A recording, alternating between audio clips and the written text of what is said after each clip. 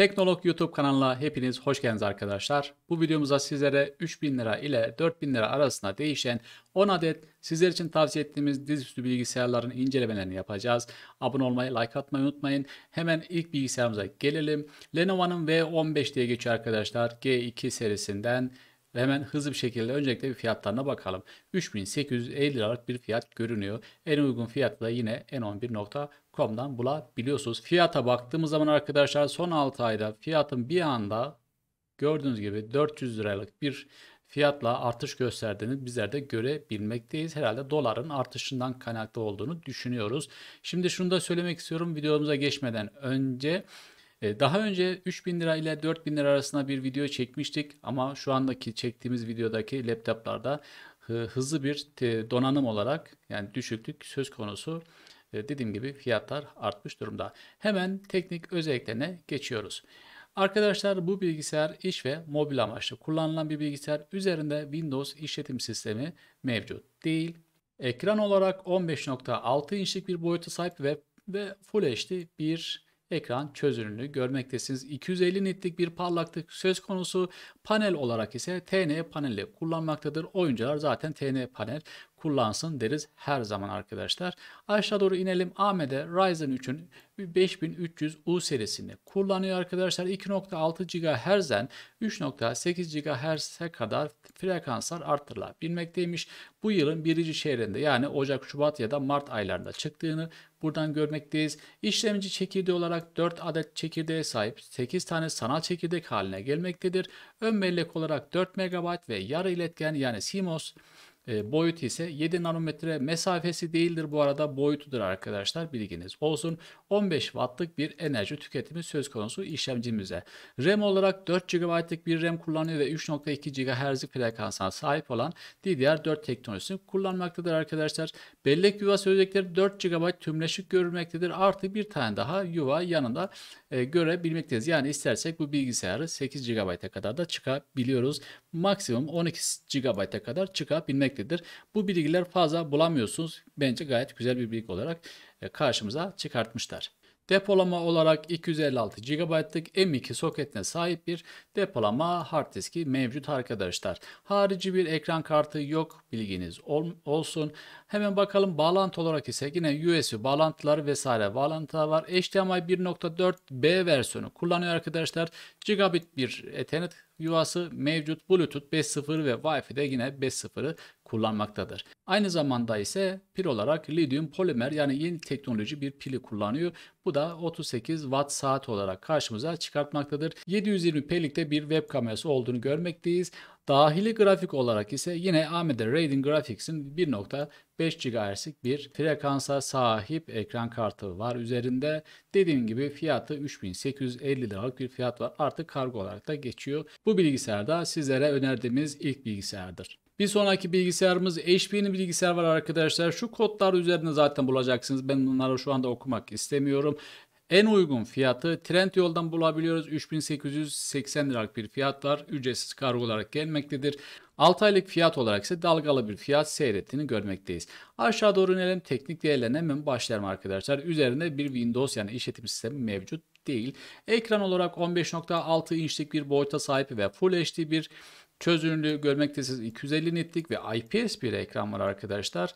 Aşağı doğru indiğimiz zaman işlemci olarak Intel'in işlemcisini kullanıyor. i3'ün 11. nesil ve G4 ekran kartı var arkadaşlar. Bu da yani grafik daha çok oyunlarda da bizim işimizi görebilecek anlamına gelmektedir. Tabii ki bu bilgisayarda 4 GB yerine ileride bir 4 GB'da takıp 8 GB yaparsak rahatlıkla oyunlarda da performans sağlayabiliriz. 4.1 GHz'lik bir maksimum frekansı destekliyormuş arkadaşlar. Geçen yılın 3. çeyreğinde çıkmış. 2 tane işlemcisi çekirdeği mevcut, 4 tane sanal çıkabiliyor. Ön bellek olarak 6 MB 10 nanometrelik bir CMOS boyutu mevcut. 28 Watt'lık da bir işlemci enerji tüketimi söz konusu. 4 GB'lık bir RAM olduğunu söylemiştik. 2666 MHz'lik frekansa sahip ve DDR4 teknolojisini kullanmaktadır. Depolama olarak ise 256 GB'lık M.2 soketine sahip bir NVMe hard diski var. Harici bir ekran kartı yok arkadaşlar. Pil olarak 3 hücreli lityum iyon pilini kullanıyor. 41 watt saatlik bir güce sahip. 720 1080p'likte bir web kamerası üzerinde mevcut ve diğer bağlantılar USB'ler değinmeyeceğim ama HDMI çıkışı var. 1.4B versiyonuna sahip. 4.2 Bluetooth versiyonu var ve Wi-Fi 5.0 da üzerine gelmektedir. Bu bilgisayarımızın fiyatı yine tekrarlıyoruz. 3880 liraya Trendyol'dan alabiliyorsunuz arkadaşlar. Bu da bizim sizlere tavsiye ettiğimiz ikinci bilgisayarımızdır. Arkadaşlar sizlere her zaman Teknolog YouTube kanalı olarak güncel bilgileri aktarmaktayız. Abone olmayı, like atmayı unutmayın diyorum ve üçüncü bilgisayarımıza geçelim. Yine HP'nin bir bilgisayar var üzerinde arkadaşlar. Bu da 15.6 inçlik bir boy sahip. Bu zaten kasada benim çok hoşuma giden bir kasa. Bunu da söylemek istiyorum. Full HD bir yapıya sahip. Hemen şöyle bir gelelim. 220 nitlik bir parlaklığı var arkadaşlar ama paneli yazmıyor. MS-DOS üzerine var, yani Windows mevcut değil. İşlemci olarak AMD Athlon Silver 3050 U'yu kullanıyor. 2.3 GHz'den 3.2 GHz'e kadar çıkabilmekteymiş. 2 tane çekirdek var. Sanal olarak da 2 tane daha olabiliyor. 4 MB'lık cache belleği var. 14 nanometrelik yarı iletkenine sahip ve 15 Watt'lık da bir TDP değerini görmektesiniz. 8 GB olan bu bilgisayarımızın 2.4 GHz frekansına sahip DDR4 teknolojisi RAM'i kullanıyor arkadaşlar. Depolama olarak ise 256 GB'lık M.2 soketine sahip bir M.2 hard diski var. Harici bir ekran kartı üzerinde mevcut değil. Pil olarak lityum iyon 3 hücreli 41 Watt'lık bir pili üzerine görmektesiniz. Gigabit bir Ethernet kartı çıkışı var. 4.2 Bluetooth ve 5.0 Wi-Fi üzerine mevcut. AMD Radeon Graphics'in 1.1 GHz'lik bir dahili grafik kart üzerinden mevcut. Bu bilgisayarımızın en uygun fiyatı Trendyol'da 3685 liraya alabiliyoruz. Fiyat olarak baktığımız zaman geçmiş 6 ay konuşuyoruz. Herhangi bir pik yapmış durumu söz konusu değil. Bu bilgisayarda rahatlıkla alabilirsiniz dostlar. Bir sonraki bilgisayarımız Acer Aspire 5 serisinden geliyor arkadaşlar. Bu bilgisayar ise 4000 civarına bir fiyatı görüyorsunuz. En uygun fiyatı ise Trendyol'da 3980 liralık bir fiyat var yaklaşık olarak. Geçtiğimiz 6 ay içinde fiyatı biraz düşmüş ama son günlerde pik yapmış. Bu da yine doların artışından kaynaklandığını düşünüyoruz. Teknik özelliklerine hemen gelelim. Üzerinde Windows işletim sistemi mevcut değildir. 14 inçlik bir ekran boyutu var. Full HD ve IPS bir paneli kullanıyor. İşlemci olarak Intel i3'ü kullanıyor. 10. nesil G1 grafik kullanıyor arkadaşlar. 1.2 GHz'den 3.4 GHz'e kadar frekans arttırılabilmekteymiş. 2 tane sanal işlemcisi ve 4 tane de sanal işlemcisi var. 4 MB'lık ön belleği var. 10 nanometrelik yarı iletken kullanıyor. 15 Watt'lık da TTP değeri var. Bu bilgisayarımız 8 GB'lık ve DDR4 teknolojisini kullanmakta. 256 GB'da NVMe hard diski üzerinde barındırmaktadır. Harici bir ekran kartının olmadığını görmektesiniz. Pil olarak lityum iyon pilini kullanıyor arkadaşlar. Bağlantı olarak ise gigabitlik bir Ethernet kartı var. Bluetooth 5.0 ve Wi-Fi 6 var arkadaşlar. Yani şu bilgisayarda Wi-Fi 6'yı kullanmışlar. Gayet de iyi bir seçim olmuş. Dahili grafik kartı olarak ise Intel'in bir grafik Ultra HD ekran kartını üzerinde barındırmaktadır. Bu bilgisayarımıza yine rahatlıkla alıp gönül rahatlıkla kullanabilirsiniz. Sıradaki bilgisayarımız Dell Vastron'un geçiyor 15 serisinde. Fiyatına hemen hızlıca şekilleniyoruz. 3635 lira bir fiyat söz konusu. Aşağı doğru indiğimiz zaman fiyatı aşağı doğru saldığını görmektesiniz. Teknik değerlerde üzerinde Linux işletim sistemi var. Dilerseniz kendi Windows'unuza silip kurabilirsiniz. 15.6 inçlik bir ekran boyutu var. Full HD ve WVA paneli kullanıyor arkadaşlar. Intel'in 11. nesil ve G4 işlemcili bir G4 son ekli bir işlemcisini kullanıyor. 4.1 GHz'e kadar frekans artmış. Toplamda 6 tane çekirdek var. 6 MB'lık ön belleği, 10 nanometrelik yarı iletken, 28 Watt'lık da işlemci gücü üzerinde barındırmaktadır. 4 GB'lık RAM olan bu bilgisayarımıza 1 TB'lık 5400 RPM'lik bir hard disk var. Tabii ki bu bilgisayarımıza dilersek bir SSD takarsak daha da hızlı olacağını sizlere söylemek istiyorum. Ara birim olarak HDMI 1.4 versiyonu kullanıyor. Gigabit bir Ethernet var arkadaşlar. Bluetooth 5.0 ve Wi-Fi 5.0 var üzerinde. Pil olarak ise 3 hücreli 42 Watt'lık bir pil var. Teknolojisini yazmamışlar. 11. nesil işlemciler için Intel Ultra HD grafik kartı üzerinde gelmektedir. Bu bilgisayarımıza rahatlıkla alıp bütün iş veya ofis ya da ders işlemlerinde kullanabiliriz. Sıradaki yine H1'in 250G7 kullanıyor arkadaşlar. Kod olarak şu koddan arayabilirsiniz, 197. Bunların hepsini ben açıklamaya yazacağım, bilginiz olsun. Dilerseniz oradan da bakabilirsiniz, araştırabilirsiniz.